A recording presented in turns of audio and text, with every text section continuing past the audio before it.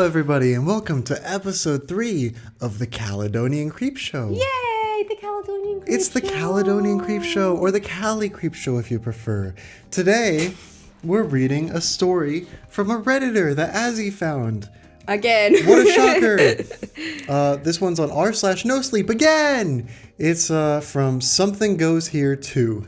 We've had a lot of numbered names. That's pretty common on Reddit. Cam Walker 22. Yeah. Lots of Dante's, 2, actually. Dante's Ghost. Dante's Ghost 86. I wanted to say Dante's Ghost. I will memorize 69, each and every one of you because I love you. I love you so much. Numbers I'm not good with.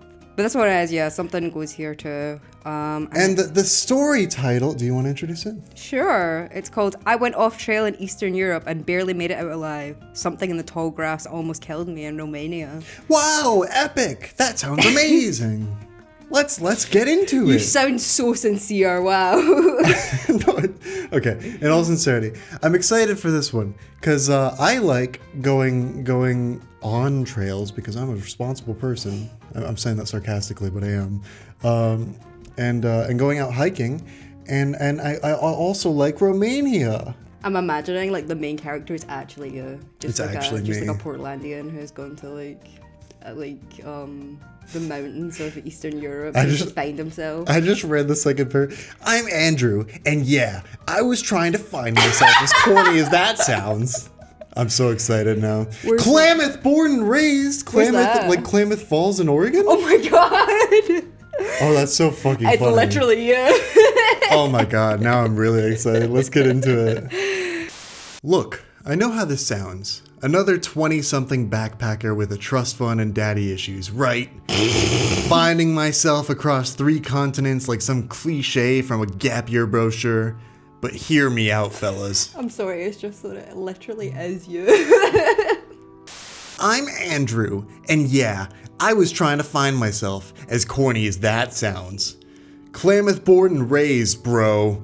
These mountains taught me everything about reading terrain, surviving in the backcountry, and respecting the wilderness.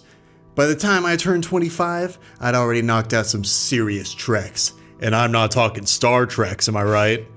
We're talking the Andes in Peru, where the altitude will drop you if you're not careful. The Cameron Highlands in Malaysia during monsoon season. 3 weeks solo in Yukon territory where grizzlies outnumber the people 50-1. Hell, I even did a walkabout in the Australian outback with nothing but a water filter and some emergency rations. The point is, I wasn't some tourist with brand new gear and zero experience. I knew my shit. Could set up a camp in a whiteout, navigate by the stars, identify edible plants, and not just those edible plants, am I right? Wow. The whole deal. But the steeps of Eastern Europe, that was the only place I've ever been legitimately afraid I was going to die. Not hypothermia, not dehydration, not getting lost. Something inhuman. Something that made me understand why places have warnings that go way deeper than stay off the marked trails. I mean, stay on the marked trails, that's what I meant. This was about 10 years ago, when I was still stupid enough to think experience trumped local knowledge every single time. There I was, working my way across Eastern Europe, planning to hit all the major trail systems from the Carpathians down to the Balkans. This whole route was mapped out on my GPS watch, hotels booked, the works. Not exactly the most popular trekking route, but that's what appealed to me. Lesser known trails, you know? None of that overcrowded Alps bullshit where you're basically walking in a conga line of German tourists. Okay, that's literally me for real. That's actually me. Fuck that shit. I kind of find this main character insufferable. Yeah. I hope it's intentional. Oh yeah, but he comes off as very like, I know more than you. No, of course. That's absolutely the intention. He's a fucking douchebag. No, especially if this author like is familiar with outdoor settings, which he might be. Yeah. I don't know. This is very much someone who is annoying as shit to run into on a trail. I'd done my research, knew the area could be tricky navigation-wise since there aren't many landmarks, but I had good topo maps and solid GPS backups. The weather looked stable. I was carrying a week's worth of food, plenty of water purification tablets, standard cold weather gear, even though it was late spring. The locals in weren't exactly enthusiastic about my plans. This old guy at the outdoor supply shop kept shaking his head when I showed him my route. "Stay on trails, stay near roads," he kept saying in broken English. Not gonna get canceled over that one. Not gonna get me there. "Not go through tall grass alone." I figured it was the usual paranoia about outsiders, maybe some Soviet-era superstitions about wandering around in restricted zones. Plus, my Romanian was garbage, and his English wasn't much better, so I figured we were just having a communication breakdown. Should have listened. The border crossing from Moldova into Romania was more hassle than I'd expected. There's no real infrastructure for foot traffic at most of these crossings. They're designed for cars and trucks, not some American with a backpack trying to walk between countries. The Moldovan guards barely glanced at my passport, but the Romanian side was different. The officer looked maybe 25, bored out of his mind, working this remote crossing. He flipped through my passport, asked me a bunch of questions in broken English about where I was going, how long I planned to stay, whether I had accommodations booked. When I explained that I was going to hike overland down through the Balkans, his expression changed. He called over an older guard, and they had a rapid conversation in Romanian that I couldn't follow. Finally, the older guy looked at me and said, "You have a guide?" "No guide. I'm experienced. I have maps. GPS. Not the GPS. Not something you unsophisticated foreigners would understand." You silly Romanians. I have the power of technology. "You see this? American made." That's exactly how I imagine him. Hell yeah, dude. More Romanian between them. Then the younger officer held out a hand in that universal gesture that means one thing. I slipped him a 20 euro note, and suddenly, my paperwork was in order. But as soon as I was shouldering my pack to leave, the older guard grabbed my arm. His English was better than I'd expected. "You stay on marked trails only. Keep near farms. If you find tall grass, stay out. Wild Pokemon may appear there. Is dangerous." Oddly mirroring the warning signs from the supply shop owner. I thanked him and assured him I'd be careful, but I could see in his eyes he didn't think I was taking it seriously enough. He was right.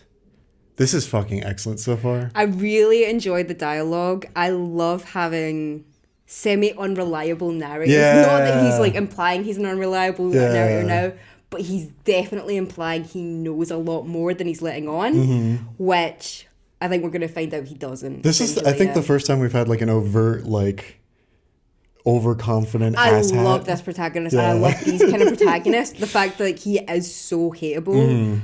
And like the fact he's saying his English was better than I expected. I don't want to stretch that far. It's not like he's like a racist, right? No, besides obviously the insert not. I gave I don't him. think it's. I definitely don't think it's quite that. It's more so in your normal way, the way people are slightly like, you know, like anyone else who doesn't speak English. They're slightly like, I know more than you. No, he's just. I feel like that's undeniable. He's just way overconfident and very like subtly cringe. You know. Yeah, absolutely. Thinks he knows more than everyone around him. Right. Yeah. Right. Absolutely.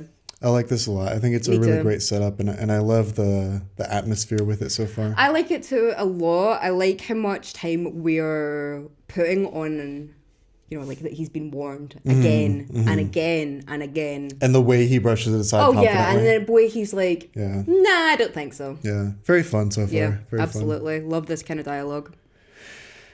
I should have asked him what kind of danger. I should have pressed him for details instead of just nodding and walking away like I knew better. Instead, I crossed into Romania thinking I'd just gotten the standard tourist warning about wolves or wild boar, maybe some concern about unexploded ordinances from old conflicts, just boring shit like that. I had no idea that they were trying to save my life. The first 2 days went exactly as planned. Made good time, terrain was manageable, weather held up. The hostels were warm and friendly.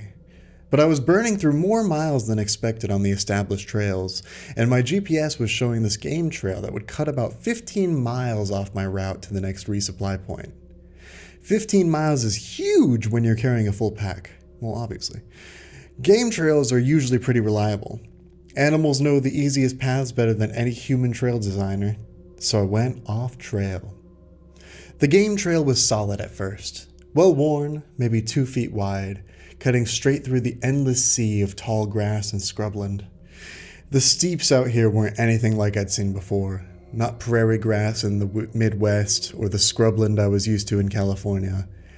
This stuff grew thick, irregular clumps, some patches knee-high, others reaching almost to my chest. Dense enough that you couldn't see more than maybe 20 yards in any direction.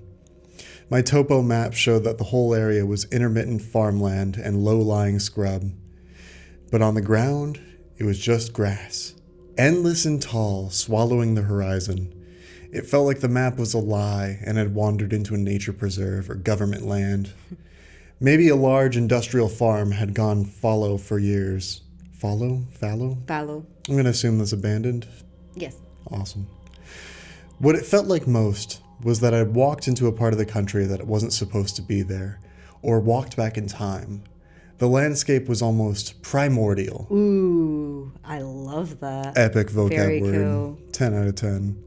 I'd been following the trail for about an hour when things started feeling off.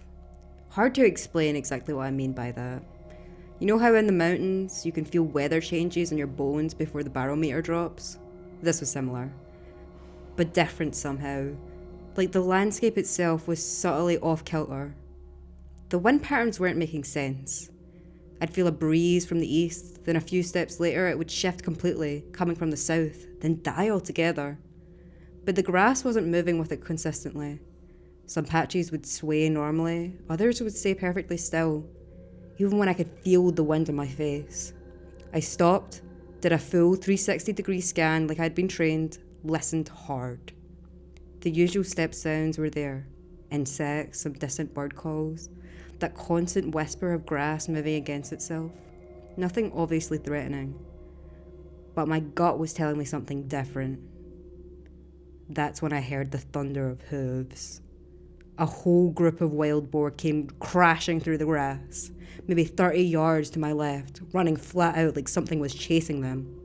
Must have been 8 or 10 of them, including a massive sow that had to weigh 300 pounds easy. They were moving perpendicular to my trail and didn't even seem to notice me. My heart rate spiked for a second. Wild boar are no joke if they decide you're a threat, but they were clearly running from something, not at me. Probably spooked by my stand and bolting for safer territory. I laughed at myself, took a drink of water, and kept walking. Have you ever seen a wild boar in real life? I know they don't live in Scotland. Oh, they're terrifying. Dude. I know they're like one of the most aggressive animals, especially, so it says a sow, so that is a female with young. So especially aggressive, absolutely. When I was 18, I was on a camping trip, and we were just in the tent, and we could hear outside just like a pack of them running by.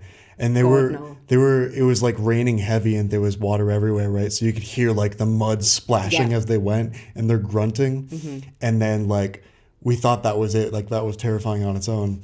But then behind them, like slower and heavier, is clearly like the mom or whatever. Yeah, absolutely. Just gigantic footsteps. Absolutely. We thought like if they went for the tent, we were fucking dead right there. Absolutely. And like I'm always like, I feel like prey animals are far scarier than predators in a lot of instances. Like just the insects, especially boars.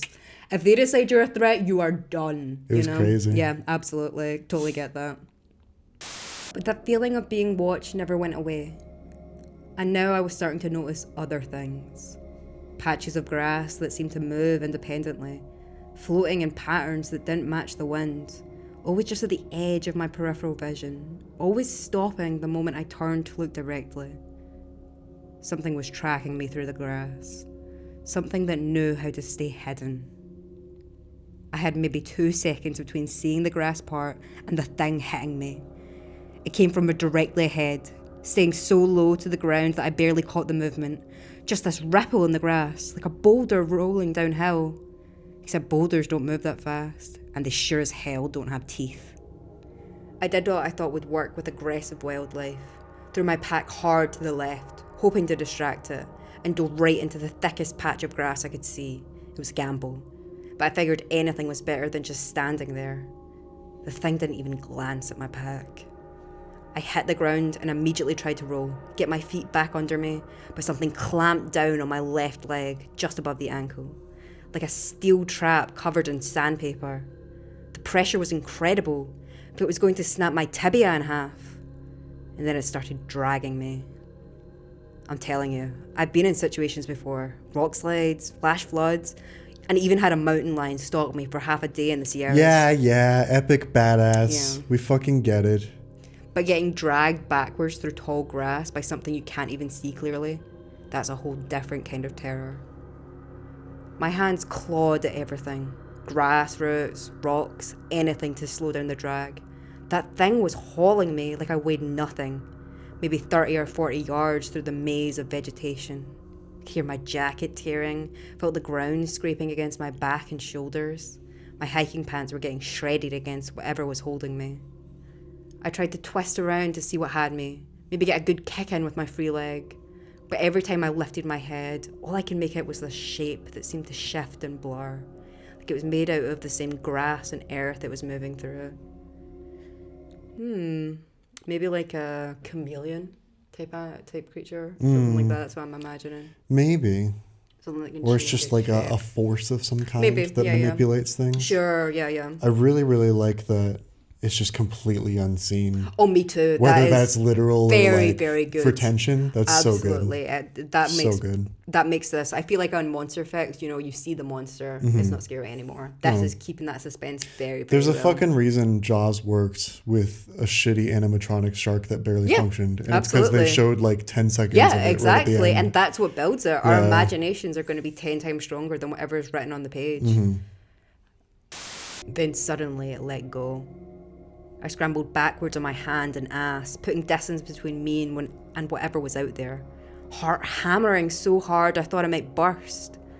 My leg was on fire where it had grabbed me, but everything still moved, which meant nothing was broken. The grass around me was completely still. No movement, no sound except my own ragged breathing. But I knew it was still there, watching me. I sat there in the grass for maybe 30 seconds, trying to get my breathing under control when I noticed something was wrong with my leg. The bite marks were deeper than I'd thought. 4 puncture wounds, 2 on each side of my calf, like it had grabbed me with oversized fangs. But that wasn't the scary part. The scary part was how the skin around the wounds was already starting to change colour. At first I thought it was just blood pooling under the skin, normal bruising from the pressure. But bruises don't spread that fast, and they sure as hell don't turn that shade of greenish black. Ooh. The discoloration was creeping outwards from each puncture, maybe a ½ inch in diameter already, and I could feel this weird tingling sensation moving up towards my knee. Venom. That thing had injected me with something. I've been bitten by rattlesnakes before, an occupational hazard when you spend enough time in the California backcountry. I know what venom feels like as it starts working through your system. This was different though. Rattlesnake venom burns. This felt cold, like ice water spreading through my veins. My hands were shaking as I rolled up my pant leg to get a better look. The puncture wounds weren't bleeding much, but the skin around them was starting to swell. When I pressed on the discoloured area, I couldn't feel my finger. The numbness was spreading faster than the discoloration. I had to move, now.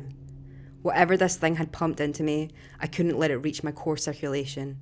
If it got to my heart or lungs before I found help, I was done. I pulled my belt off, wrapped it around my thigh as tight as I could stand, and buckled it.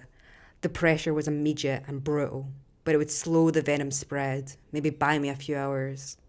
My pack was still sitting where I'd thrown it, about 20 yards away. I could see the thing hadn't touched it, which meant it was either gone or waiting to see what I'd do next. I couldn't worry about that now. I needed my first aid kit, my GPS, and whatever water I had left. The nearest help was less than a few hours hike if I pushed hard. I just had to make it that far before my leg rotted off. I made it maybe half a mile before I had to stop relying on both legs.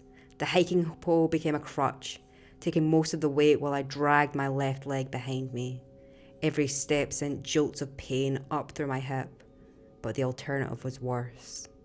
The weird thing was how quiet everything had gotten. No more rustling in the grass, no sense of being stalked. At first I thought it was good news. Maybe the thing had given up, moving on to easier prey. Then I realised what was actually happening. It didn't need to hunt me anymore. The venom would do the work for it. All the thing had to do was follow me at a distance and wait for the poison to drop me. Then it could feed at its leisure. It's almost like a spider. I was thinking more like a snake. Especially with the rattlesnake motif. I'm thinking... But rattlesnakes don't do that to hunt. That's like a defense mechanism. Sure, that is true. With a spider, that's like, it pounces and then just waits. True, it does. But also, spiders don't tend to stalk their prey so much. They're more opportunistic. Right, that's true. Well, no, thinking... that's exactly like a spider. Oh, he went off trail and went through its territory. Like its web. Mm-hmm. Yeah, okay, that's fair, yeah. Right, because it wouldn't go to you on the marked trails. I think they're onto something there, especially with the ice-cold venom. So that's more commonly described with cobra bites, spider bites, that kind of thing. Something that has a neurotoxin. Right. So definitely could be that. I was thinking either that or maybe like a dragon, like something lizard-like with the ability to change scales. Epic. Something like that. Or GLaDOS from Portal 2. Just coming out of the grass. Because neurotoxins. The neurotoxins. Wow. Dude, that's like embedded in my mind. If I hear the word fucking neurotoxin, he just gets unlocked. You're like GLaDOS. Yeah. Electronic music starts coming on. It's like a countdown timer over me. Hell yeah. The thought made me push harder, even though my leg was starting to look like something out of a medical textbook. The swelling had gotten so bad that I had to cut my pant leg open with my utility knife. The discoloration was spreading past my knee, creeping up my thigh in these twisted, vein-like patterns that looked awful.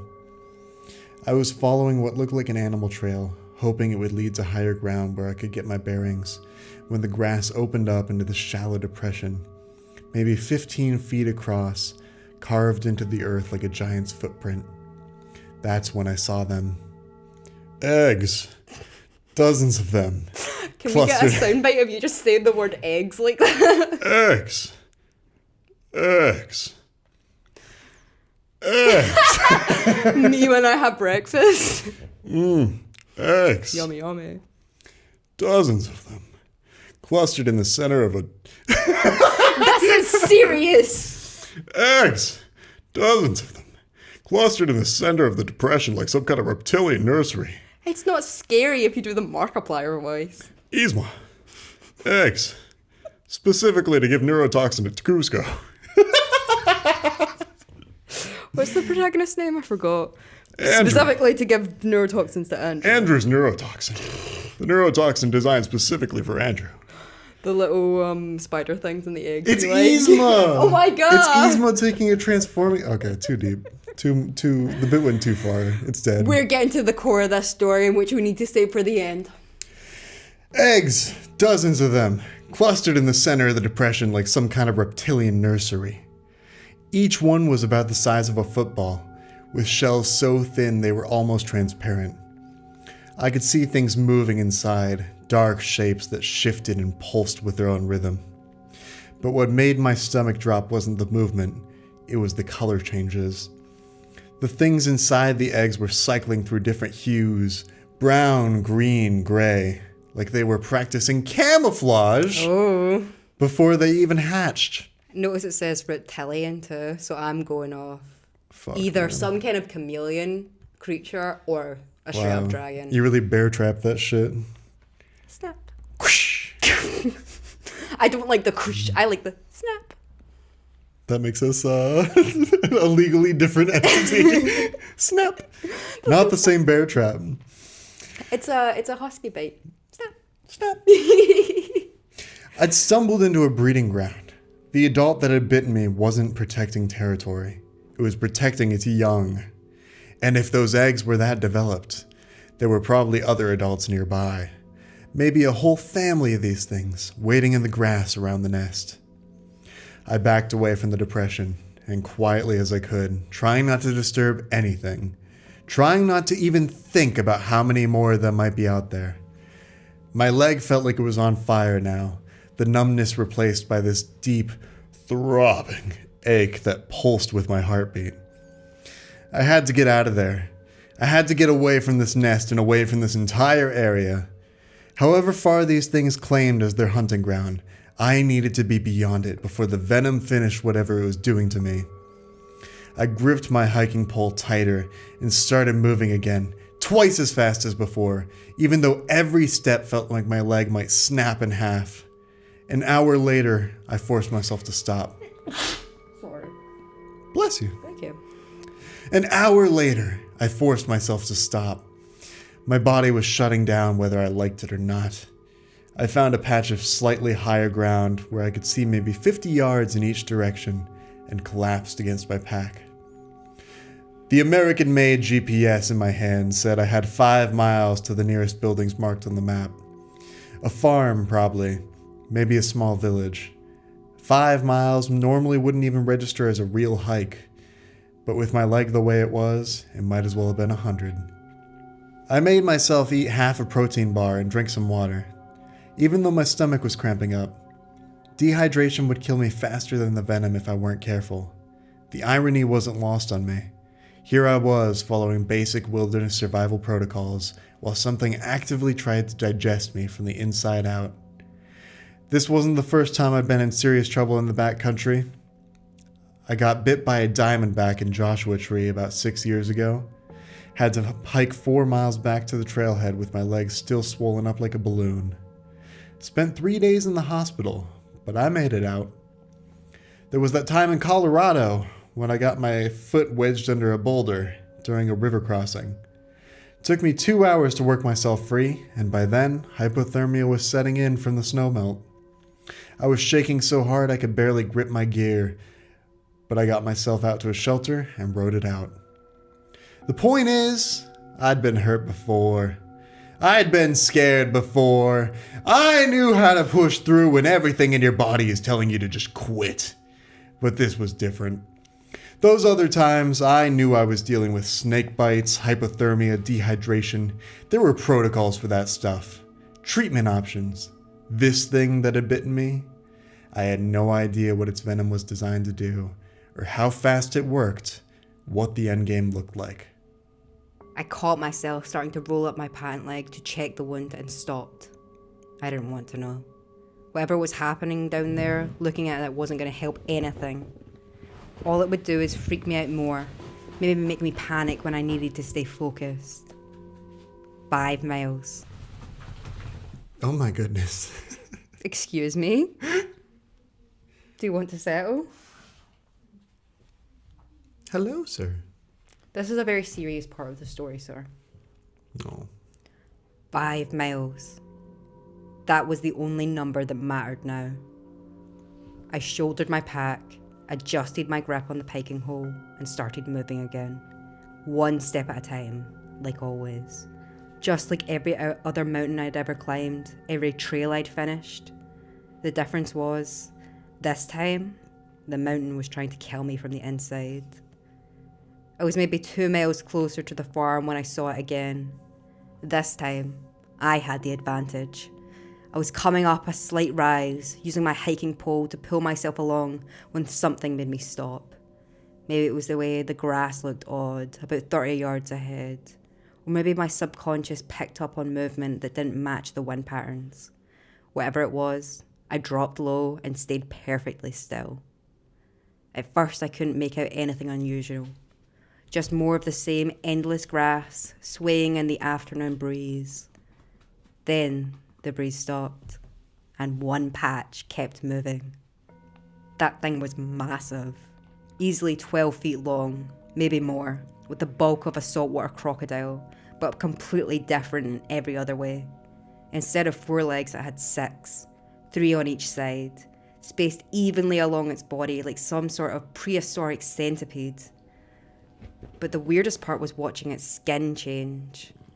I'd seen chameleons do their colour shifting thing before, but this was on a completely different level.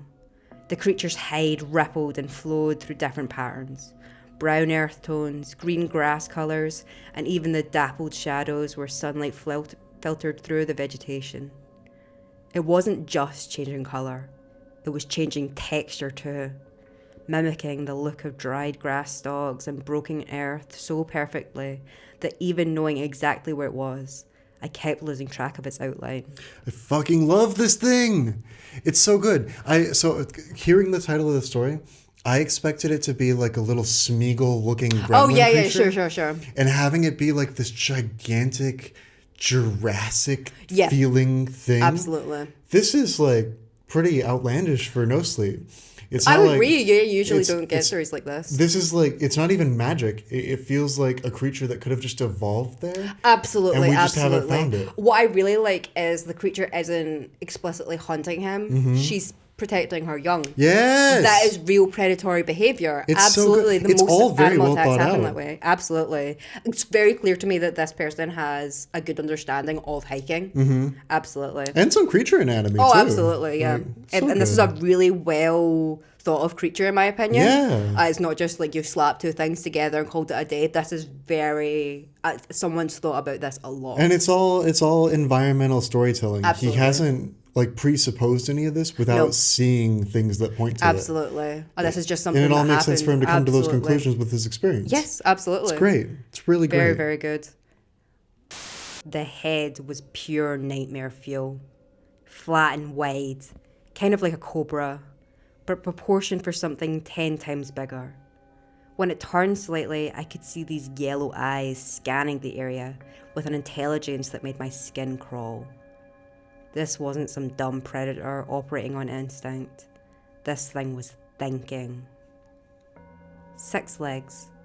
I'd been hiking and camping for over a decade, studied wildlife biology in college, and spent time with rangers and naturalists all over the world. Nothing I'd ever heard of had 6 legs and looked like that. This was something completely unknown, something that had been hiding out here for who knows how long. I had to get a picture. Nobody would believe this without proof. And if I didn't make it out, at least there would be evidence of what killed me. Moving as slowly as possible, I pulled my phone from my jacket pocket. No service, like I had expected, but the camera still worked. I lined up the shot, zoomed in as much as I could, and held my breath. The shutter click seemed to echo across the entire step. The creature's head snapped towards me instantly, those yellow eyes locking onto my position with terrifying precision. I pressed myself into the grass, trying to become part of the landscape, but I could hear it moving now. Not the heavy thrashing I'd expected, but the slow, almost silent gliding sound as it flowed through the vegetation towards me. I closed my eyes and tried to stop breathing. My leg was throbbing in rhythm with my heartbeat, and I was sure the thing could smell the infection, the venom, whatever chemical markers I was throwing off as its poison did its work. The sound stopped maybe 10 yards away. I could feel it there, waiting, testing the air. Seconds crawled by like hours. Then, finally, the gliding sound moved away, heading off towards the east. I waited another 5 minutes before I dared to lift my head. It was gone. But I knew it might circle back. These things were smart, patient. I had to move fast. I checked the photo on my phone. Blurry, but you could make out the basic shape, the weird proportions, the 6 legs. If I made it to that farm, this would change everything. Cryptozoologists would lose their minds. But first, I had to survive the next 2 miles with a leg that felt like it was dissolving from the inside out. The last half mile was pure hell. My vision kept swimming in and out of focus, and I was leaning so heavily on the hiking pole that my shoulder felt like it was going to dislocate. Every step sent waves of nausea through my system, but I could see buildings ahead, long industrial structures that had to be some kind of agricultural operation. I stumbled through a gap in a wire fence onto a dirt road.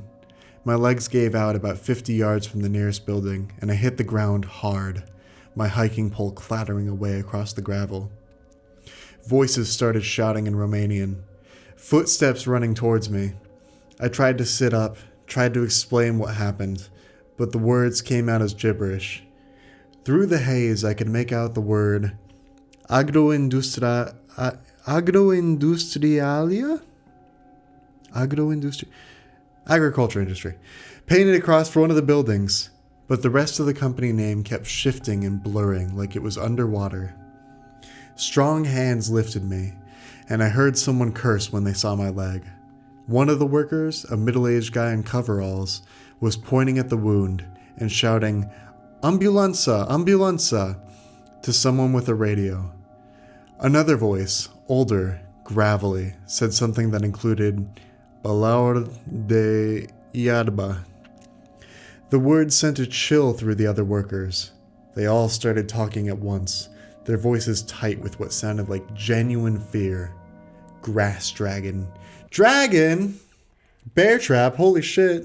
Honestly seems more like a spider to me, especially with the 6 legs. No, you see, it's a spider dragon chameleon. Yeah, creature. it's very interesting. Whatever it is, I love that it has roots in like genuine creature etymology or whatever. Absolutely. You know? Absolutely. It's so Feels very well believable. done. It's not I hate you know what, we'll get to it at the end, but I just want to say I hate monster effects that put villainous intentions on their monsters. This is at least just an animal. Right. You know. They could have easily given it like It's evil. demon powers. Yeah, exactly, You know? It's like, yeah. Grass dragon. Even through the venom haze, I understood that much. They knew about these things. They had a name for them. My breathing was getting more labored, each inhale feeling like I was trying to suck air through wet concrete. Ooh, I like that. The world was tilting sideways, and I couldn't tell if I was lying down or standing up anymore. I rolled over, and my mind felt like it short-circuited. The steeps I had walked through were gone, just vanished. Where before there was an endless sea of grass, now it looked like miles of farmland. Surely this must have been just an effect from the venom. I felt my consciousness slipping away. The last thing I remembered clearly was the interior of an ambulance, the rhythmic bump of tires on asphalt, and a paramedic working over my leg while speaking rapid-fire Romanian into a radio. The siren seemed to be coming from very far away, like I was underwater. Then, everything went black. I'm sitting in my study right now, looking at a printout of that photo. 10 years later, and it's still the only proof I have that any of this happened. The image quality is terrible. You can barely make out the creature's outline through the grass, and the 6 legs just look like shadows and vegetation to most people. I've shown it to cryptozoologists, wildlife biologists, and even posted it on forums dedicated to unknown species. The response is always the same. Obviously photoshopped, or camera artifact, or my personal favorite, nice try, but we can spot a fake from a mile away. I don't blame them. If someone had shown me this picture before my trip to Romania, I would have said the same thing. I roll up my pant leg and look at the scars. 4 puncture marks, 2 on each side of my calf, exactly where I remember them. The skin around them is slightly discolored, like old bruising that never quite faded. Sometimes when the weather changes, the whole area aches with a deep, bone-level pain that reminds me exactly how close I came to never making it home. The hospital records from Redacted are pretty sparse. I was there for 6 days, apparently, though I only remember fragments. IV drips, doctors speaking in rapid Romanian, someone asking me questions in broken English about what had bitten me. When I tried to explain about the creature, about the camouflage, and about the 6 legs, they just nodded politely and wrote something down that probably translated to, "Patient is delusional from venom exposure." The flight back to the States was mostly a blur, too. I was pretty messed up, running on whatever cocktail of antibiotics and anti-venoms they pumped into me. But I made it home. And after a few months of physical therapy, I was back to normal. Almost. I still hike, still travel, but I'm different now in ways that are hard to explain to people who haven't been where I've been. When locals tell me not to go somewhere, I listen. When my gut says something feels off about a trail or a campsite, I trust it. And when I'm in remote country, I pay attention to sounds that don't belong and movements that feel off or don't match the wind. Because I learned something out there that no amount of wilderness experience had taught me before. The world is bigger and stranger than any of us want to admit. There are things out there, creatures that evolution forgot to tell us about, ecosystems that operate by rules we haven't figured out yet. And sometimes, no matter how prepared you think you are, hubris can be just as deadly as anything with teeth and venom. That is so good! I have mixed feelings. Really? So what I really liked, I thought the writing was standout, very good. I loved the description of certain things, very, very eye-catching to me. The creature, of course, very interesting to me. But as a character study, I almost wanted him to take a picture or try to take a picture of the creature, and it gets him. He gets eaten by it. So about that, I had one note for how I'd rewrite this. Now, I'm not saying it needs to be rewritten because I really thoroughly enjoyed it. Yeah, I think more highly of it than you do, I think. I really love this. I love how the beginning loops to the end, everything about it. Really great. The creature design, enthralling. The action scenes were fun. Absolutely. They felt visceral. The way you described the wound and everything, so good. The one thing I would change, I would set it slightly further back in time so that there's not GPS technology and he's just working off of maps. Yep. And that way, there's no way to trace where he was. Sure. And they couldn't find proof. Yeah, absolutely. Right? With that, I'd make him a photographer. He takes pictures everywhere he goes, right? He's passionate about this. He loves being able to prove where he was.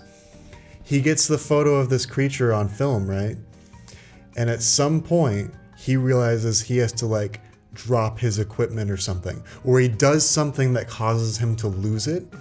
And that thing that he does, that sacrifice he makes, saves his life. Yes. He gives up the proof of this Absolutely. creature to save himself. That's the one note that I'd have. Completely agree with that. Again, the creature itself is probably one of the best I've ever seen in No Sleep in terms of design, in terms of its behavior, Yes. in terms of the suspense. So good. Even when we got that description, it felt worth it, you know? Good.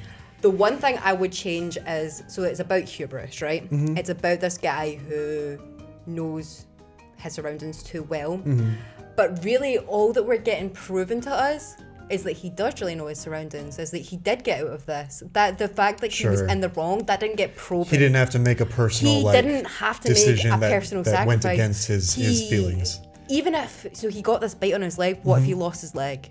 I Maybe, want there to be a consequence for his mistakes. Yes, he did learn his lesson. Yes, it is satisfying that people think that the picture is fake, but I want there to be a reason. And then that plays into the whole they can't find anything Exactly. thing. Or is his leg, this Romanian, I don't know, corrupt hospital or whatever, they didn't keep records of it, right? Maybe his leg is just gone and so is the proof of the bite. Yeah, that's absolutely it. And when he said there at the end, when he said, the only proof I have is this picture, when he was looking at it, my mind instantly went to, what about the scar? Right. And thought he lost his leg. That's the other thing is because if it was analog, they wouldn't be able to argue about photoshopping. Absolutely. Because it's digital, you can prove that a digital picture taken on a phone is the original. I think that's being and that about, bugs me just a tiny bit. I think but it's okay. I am willing to waive all that aside for the fact that this was such a fun and well written overall story. I agree with that, and as a creature fic, incredible. I just think as a character study, something else needed to be done there. He didn't super learn his lesson. That's valid. Yeah. That being said, though, I think that the initial egotistical setup was totally justified. Oh, by the absolutely, end. absolutely. Well, he clearly has a lot of experience. Let's be honest, and I like that it set him up to show that he had that experience. He did know what to do. I just wanted there to be a moment of overconfidence. But it just would have been that much more impressive if he was doing like analog cartography. Absolutely. Imagine, and then he had to yeah. give it up and work Sure. without it or something. I think that would have been more compelling. He can still be a trust fund kid, he can still be a hiker, but if he Yeah. was a photographer, that gives him a really distinct reason. Right. I want this proof. And it makes you, and I don't think this needs to be a character that you dislike. No. I think making him more sympathetic, more of an everyman, more Yeah. of a he pulled himself up Yeah. by his own bootstraps. That would have worked as well. Would have maybe worked better. Yeah, I think either you can have one or the other. You can have this be, an intermediate, an amateur hiker, or you can have it be someone who's No, very I like him being a overconfident. professional. Yeah, I like that. I think it works better if he's a professional Yeah. because you wouldn't really hike in Romania if you weren't a I professional. love the way the ending tied together with Yeah. that. Like that was so good. But yeah, just I really love that overall. That's one of my favorites. I think it for was the a great horror. It really worked. The suspense was there, and I cannot say anything bad about the actual writing itself. It was very vivid. I could imagine things really well. I love the character design of the creature, which I think is the most important thing. The fact that after having all that suspense, that the payoff was worth it. Yeah, That is yeah. what horror is, you know? Right. Those parts are all there. I just wish the character could have been a bit more baked. Yeah. Really. Yeah, that's fair. But that was excellent. What's his username again? Something goes here. Something else is Something here. goes here too. Something is here. I think it's something goes here. Where's my phone? Let me I find threw me. it. That's right, it's gone. It is. Something goes here too. I was right. Yep. Yeah, no, awesome. Go check him out. Go if you got money, go give him a coffee money. Buy him a give coffee. Give him a thing. Yeah. Support him because I would like to see more of this as well. I do want to read more of this stuff. I'd like to kind of gather a bunch of work of some of the authors we've done already. Yeah. And just like do a poll or something. That would be fun yeah. to do like Yeah. special episodes Absolutely, where we do a bunch of because we've the one thing I will say about this series is we've met so many interesting authors Yeah. from this, so many standouts, and I'm so glad we're doing the less well known I stories. love the direction we've taken Yeah, with that. absolutely. That's so I much love more that. fulfilling. I don't know. I feel like a lot of the bigger stories, you hear a lot of hype about them, you read them, and they're not as great as I was For expecting. real. This has what, 300 something upvotes? 300 upvotes. This Really deserves vivid. more. Absolutely. This deserves more. I wish we had a bigger platform, selfishly, but also so that we could give this Yeah, more attention because it deserves absolutely. it. This is what Absolutely. people should be seeing.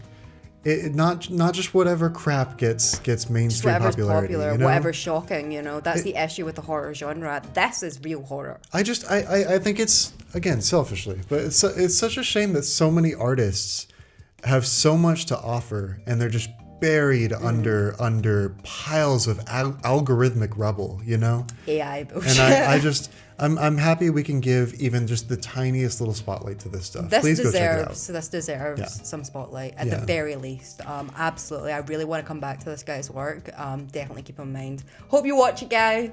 Hope you like it. Hope you like our criticism. it. We love you. Here's a little kiss for you. No. I gave Cam Walker 22 a little kiss. A little kiss for you. You get no kisses from me. And that's for the audience. No, Watch this become our new permanent outro. we're just kissing the night. I give a little kiss to the microphone. It's gonna stick, Azzy. It's gonna stick. It's good. It's good. The audience loves it. Leave in the appreciate comments it. before if you like being kissed. If you don't like being kissed, then kill us in real life, I guess. Oh my god. Come to Scotland and literally kill us. We dare you. Love you so much. Goodbye. Goodbye. This is coming back too. Goodbye. Wow. Bye-bye. Wow. Say bye-bye. Bye. Say goodbye. Bye. Say bye-bye. Goodbye. Say it intensely. Goodbye.